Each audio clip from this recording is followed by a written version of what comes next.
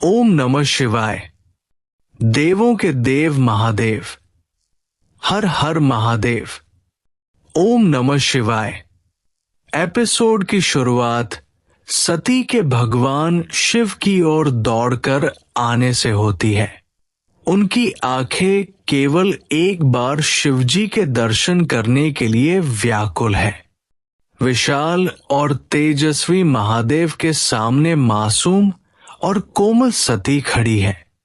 दोनों का व्यक्तित्व एक दूसरे के बिल्कुल विपरीत होते हुए भी अद्भुत रूप से एक दूसरे का पूरक दिखाई देता है।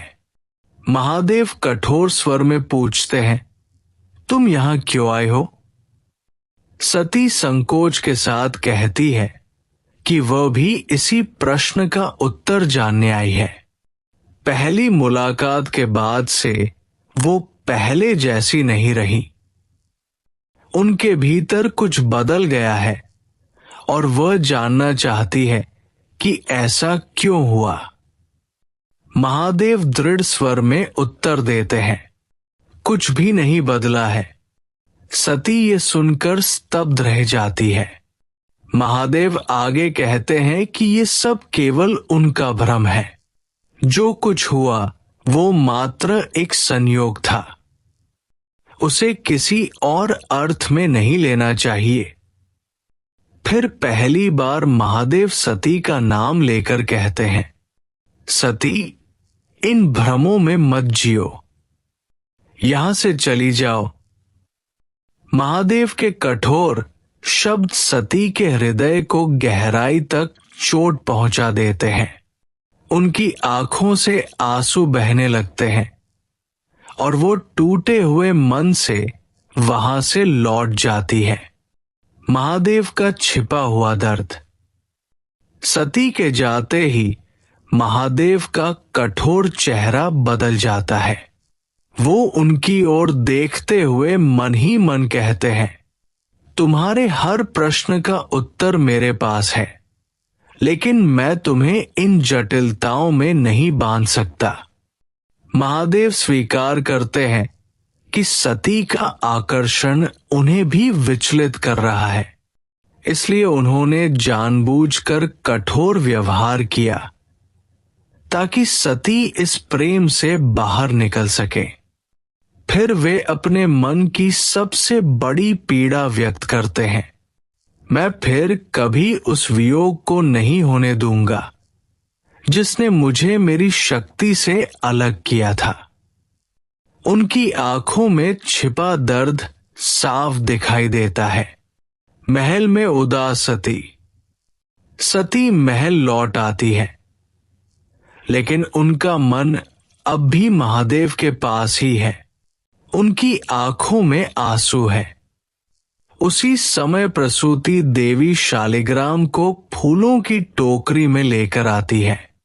उनके साथ ख्याति, अदिति, रोहिणी और रेवती भी होती है। प्रसूति सती को बुलाती है। सती जल्दी से अपने आंसू पोंछकर सामान्य बनने का प्रयास करती है। मदनिका उनकी आंखों में छिपे दर्द को समझ जाती है, लेकिन कुछ नहीं कहती। उधर चंद्रमा और रोहिणी फिर एक दूसरे के साथ प्रसन्न दिखाई देते हैं, जबकि रेवती हमेशा की तरह उपेक्षित महसूस करती है। तुलसी शालिग्राम विवाह की कथा। प्रसूति सभी को बताती है कि अगले दिन तुलसी शालिग्राम विवाह होना है। सभी एकत्र होकर बैठते हैं और प्रसूति कथा सुनाना शुरू करती है। वो बताती है कि देवी तुलसी का पूर्व जन्म वृंदा के रूप में हुआ था। वृंदा भगवान विष्णु की परम भक्त थी, लेकिन उनका विवाह असुर जलंधर से हुआ। जलंधर अपनी पत्नी की पतिव्रता शक्ति के कारण अजेय था। देवताओं की रक्षा के लिए भगवान विष्णु ने जलंधर का रूप धारण कर वृंदा की पतिव्रता भंग की। इसके बाद जलंधर का वध संभव हुआ। सच्चाई जानकर वृंदा ने भगवान विष्णु को शाप दिया कि वे शालिग्राम शिला बन जाए। स्वयं वृंदा ने भी अपने प्राण त्याग दिए और उनके शरीर से तुलसी का पौधा उत्पन्न हुआ। भगवान विष्णु ने उन्हें वचन दिया कि अगले जन्म में वे उनसे विवाह करेंगे। इसी कारण तुलसी शालिग्राम विवाह की परंपरा प्रारंभ हुई। सती की खोई हुई दुनिया। कथा के दौरान सभी ध्यान से सुन रहे होते हैं, लेकिन सती का मन कहीं और ही है।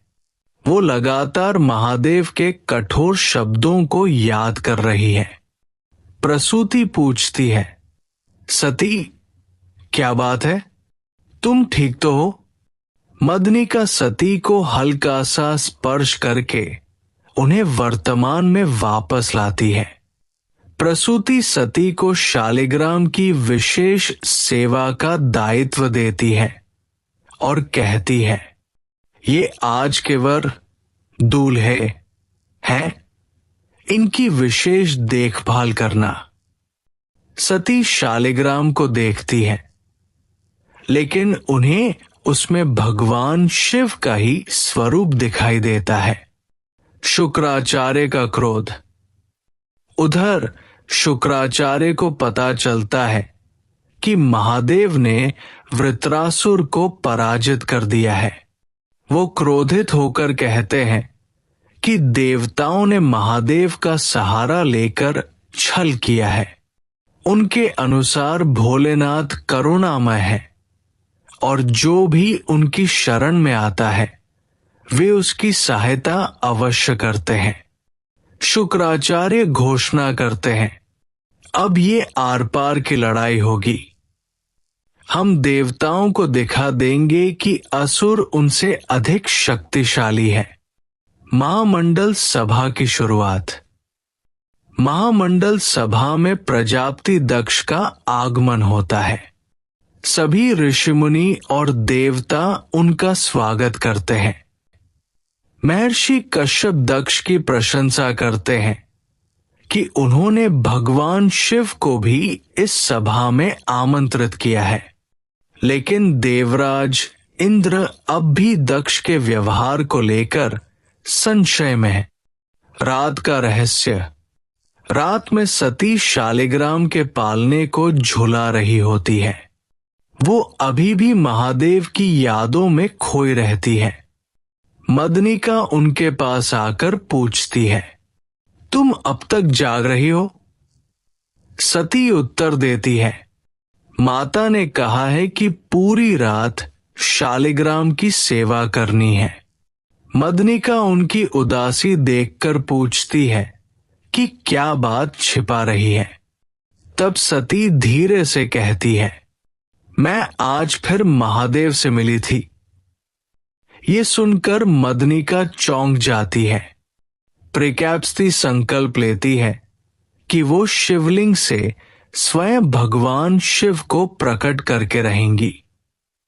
दूसरी ओर भगवान महादेव महामंडल सभा में प्रवेश करते हैं। हर हर महादेव। अपना कीमती समय निकालकर इतना लंबा अपडेट सुनने के लिए धन्यवाद। कृपया यदि कोई भाषा या व्याकरण हो तो क्षमा करें। आगे देखना ना भूलें और हमारे चैनल को सब्सक्राइब करना ना भूलें और वीडियो को लाइक और शेयर करें। हर हर महादेव। ओम नमः शिवाय।